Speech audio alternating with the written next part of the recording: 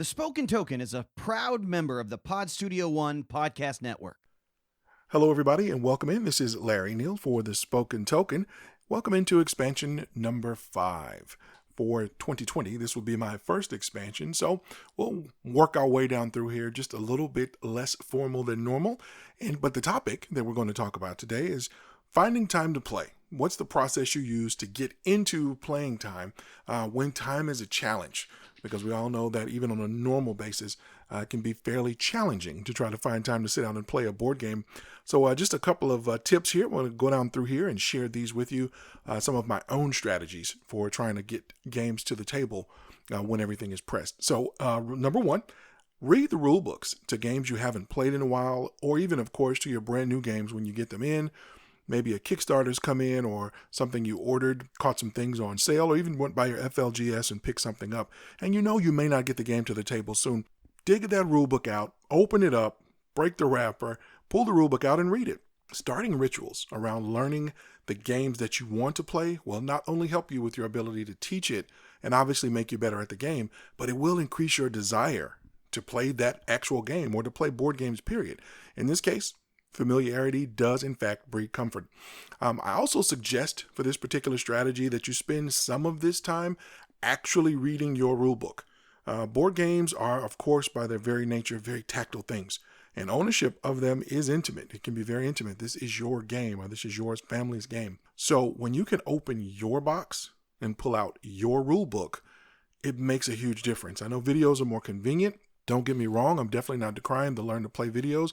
I use them myself, and I'll be honest, I for one am thrilled, kudos to this particular part of our industry that they've gotten so good with them, and we need to continue to have them. We really do. They're extremely helpful. But the goal here is to get you into the game itself, your board game, not into the idea of playing board games. I know sometimes, the videos, everybody, it's trendy. What is everyone doing? Oh, they're playing board games now. So you want to go and you want to watch the video. And sometimes that act in and of itself ends up replacing going and sitting down and playing the game. Also, you can cut down on your screen time. You're going to watch this thing on your tablet, on your computer, on your television, on your phone. You know what? Cut that down. It's not a novel. It's not a school book, but it is a rule book. So go read a book. Okay, so pick up the rule book, physically pick up the rule book, work on a pattern of behavior that supports you playing your game, and you'll be surprised with your desire, which will go up. Tip number 2, set the games up when you can. If you're not to learn them, in other words, to just try to figure it out, just to go through some of the components, which is a little bit of an expansion, number 1, but just look at the components, take them out, look at them in their book, look at the picture, understand what that particular piece looks like, what it does. Read the rule book and the pieces and move them around the board if you can. Set it up and go through a little mock, maybe just your play style, maybe not trying to set up another player, but just, hey, this is what my play area would look like, and just follow through. Go through and just loosely go through the turn. That will help you. Again, it's going to help you to learn the game. It's going to give you better strategies for playing the game, but it's going to get you prepared to teach. This one will really get you prepared to teach, because some of the little weird questions that come up inevitably when you're showing someone something, because we're visual creatures by nature for the most part, they don't come up when you're just reading the book. But when you're holding the piece too, you'll kind of understand why someone may say, well, wait a minute, that's supposed to be what? Or why is it that color? Hey, I had the same question too, because you already looked at it. So it will help, again, just to get you in the mindset of playing, which again, gets you closer to getting those games on the table. Moving on to number 3, revisit games in your collection that you already know. And maybe you haven't played them though in a while. So maybe it's something that you bought maybe last year or earlier this year. And you're moving through games at a pretty decent clip. And maybe you haven't played it in a while. Again, this is an easy way to foster your desire to play games. The familiarity with the title will make it much quicker and much more palatable for you to set it up, obviously, to get it out. And who knows, going through that rule book again with no pressure of a game might just reveal some little rules you've been missing, or give you better ideas about the next time you play with that particular game. So again, revisiting old games in your collection can certainly help. Tip number 4, pick up some online content for one of your favorite games that you have. So you can go to a place like BGG. Obviously, a lot of the publishers tremendous amount of the publishers, and shout out to everybody. I couldn't begin to name them all right now. Virtually every board game publisher, they're giving away something free, and for the most part, they always have on their site. So whether it's a player aid or a player turn token, something you can print out and use with a particular game. And of course, any of the information that you get, we're talking about the same thing. So downloading player aids, maybe it's to one of the brand new hotnesses. So there's a player aid, it's got a lot of rules. Maybe it didn't come with a good one. The guys over on BGG or your site of choice, always typically someone thinks like you do, and they'll have a really good outlay of the turn order and all the powers maybe, or all the pieces. So that's really good. Or some rules compendiums. Sometimes the rule books aren't in as great an order as we'd like for them to be, obviously. So maybe there's a compendium out there that you can go and get. You can do these two things and you can move all the way up to scenarios, their characters, fan-based content, what have you. For games, pretty much any game in your collection. There may be a few obscure titles that most people can put their hands on who's been collecting for a while that there may not be much out there on. But for the most part, someone's made some content for it. This costs you the printer paper and the ink that you already have, your printer, or a trip to, when we're not on lockdown. Larry's not advocating that you go out now while we're on lockdown, but once we get off lockdown, obviously, going down to a Kinko's and having it printed, and that's all it's going to cost you, right? But this is going to be something new for a game that you already own. It may help you to pull that one, back off the shelf, because it's going to get you inside the box. Because once you put it together, of course, or cut it out and all those good things and laminate it or put it in sleeves, you got to put it in the box, right?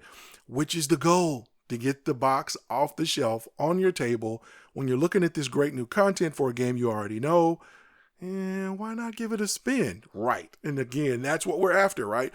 Finding time to play. This one also dovetails nicely into the last point, which is going to be a two-parter. So bear with me on this one. And this is point number 5, or tip number 5, our final tip. First and foremost, play some solo games. Okay, if you have some, maybe you prefer playing with other people, but if there's a solo game or two in your collection that you typically don't go towards, go get it.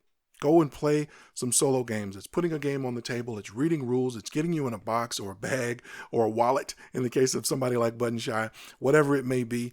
Hey, that's what we want. We're talking about finding time to play. Okay, if you don't have any, you can find some fantastic ones online, right? You've got BGG and other repositories of print and play games. As a matter of fact, I'm going to link in the show notes for this expansion, the link to BGG's page on Print and Play. It is a treasure trove of resources for print and play. Not only what it is, ideas about where to get the things you need to physically put these guys together, but tons of websites, good sites with some really good content.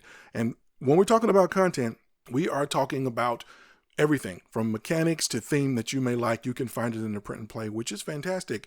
Which, by the time you finish putting that thing together, printing it out, putting it together with your own hands and playing it, man, you should be fired up. I can't see anybody doing that and not being fired up to want to play some other games.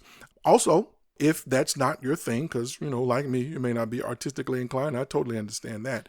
Buy a game with the express intent of playing it, no matter if you have other players or not. And what I mean by that, that's Larry speak for saying, make sure you get a game that's got that coveted 1 on the box. It doesn't have to be only a 1 in the player count column, but at least there needs to be a 1 somewhere on the box. So 1 to 4, 1 to 5, whatever. And you make up in your mind, you know what?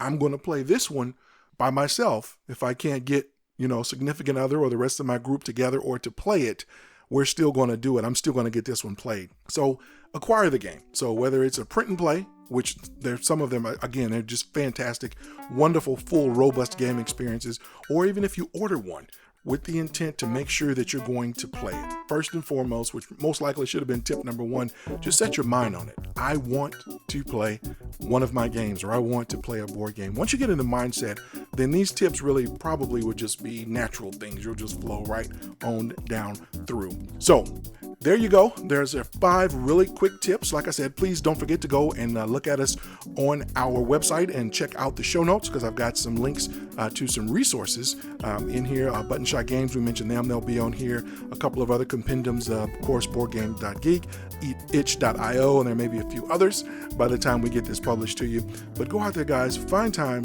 to play a game.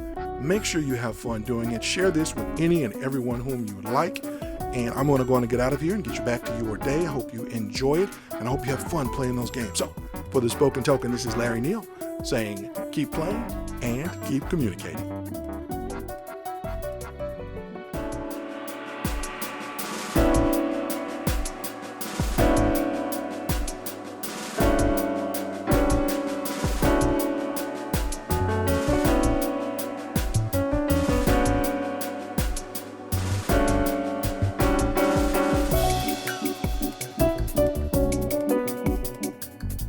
This has been the Spoken Token Podcast. If you'd like to interact with us, please contact us through email at thespokentokenpodcast@gmail.com, on Instagram at The Spoken Token Podcast, on Twitter at The Spoken Token, or on Facebook at The Spoken Token Podcast. And you can reach us through our BGG Guild, number 2656.